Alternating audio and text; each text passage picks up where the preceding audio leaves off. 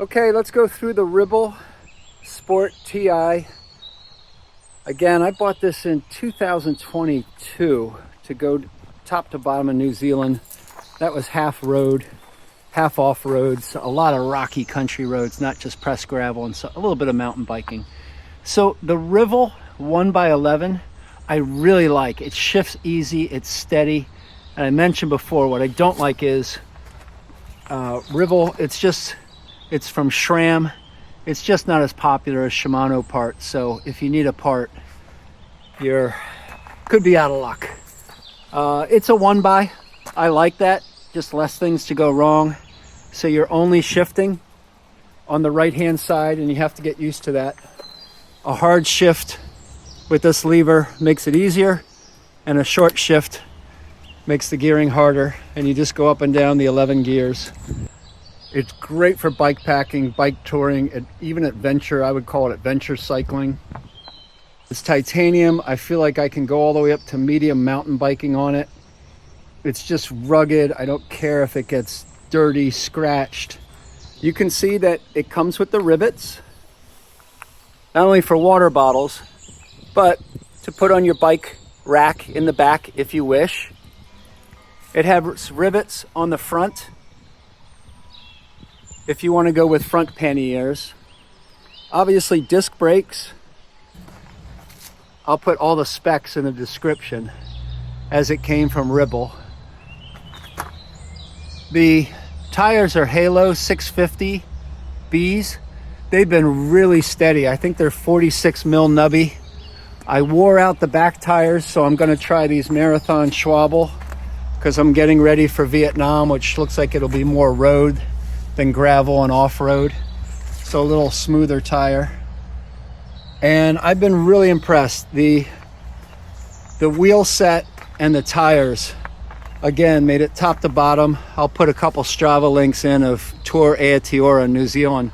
You can see that tire's still in good shape. The back one wore off, I think, because I had my rear bag coming off, and when it got wet, I didn't have it secure enough and it would hit down on the tire.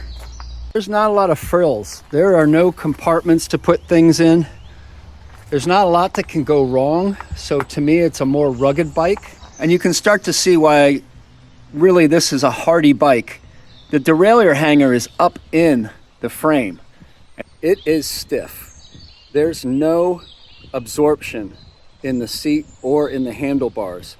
I could have invested in future shock type of system to put in the handlebars. I didn't. May have been worth the $200 for when I did Tour Aotearoa, because there was a lot of rocky country roads, some mountain bike type trails. We were bouncing around a lot, and it took an effect after a while on my wrists and shoulders.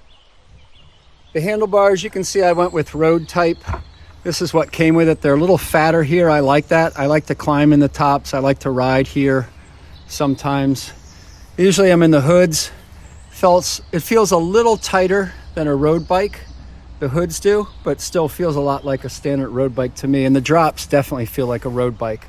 You can see they flare out a little bit from the handlebars. There's a little bit of an indent down here, which raises the handlebars up a little bit. That's good, especially when you're when you're riding on the 650 tires, because it just brings your upper body up a little bit more. That's more comfortable for me. All right, I'm trying to do the same route as yesterday. Just did a little bit of grass. I gotta tell you, on the Ribble, I slowed way down and still felt very steady, and I could crunch gears even though you shouldn't. So it's very maneuverable. It's doing well on some tight corners.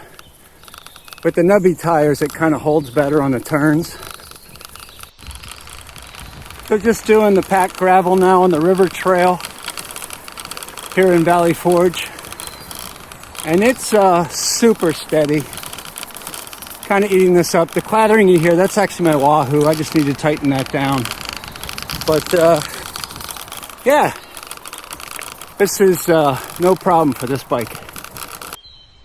Yes, once again, looks like you can fit, but I'm glad I stopped. The Ribble doesn't fit under this log. On the roads, I'm surprised how fast you can kind of go.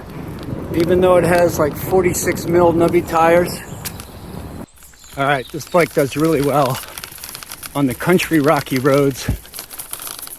I'm gonna go into this stuff again today and see what happens.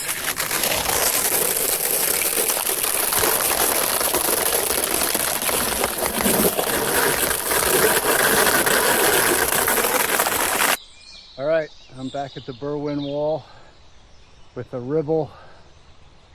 Again, this gravel grinder isn't meant to do road 20% plus grade. But let's see how this does. I'll let you know when I get to the top. All right, hey, the Ribble made it to the top. I did have to stand at the 20+% areas.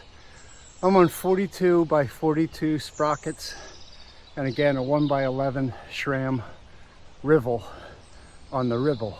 I'll also put the links for some Strava routes for New Zealand and for the Gap and CNO, and I have some videos on those too that I'll put below, so you can kind of see the difference.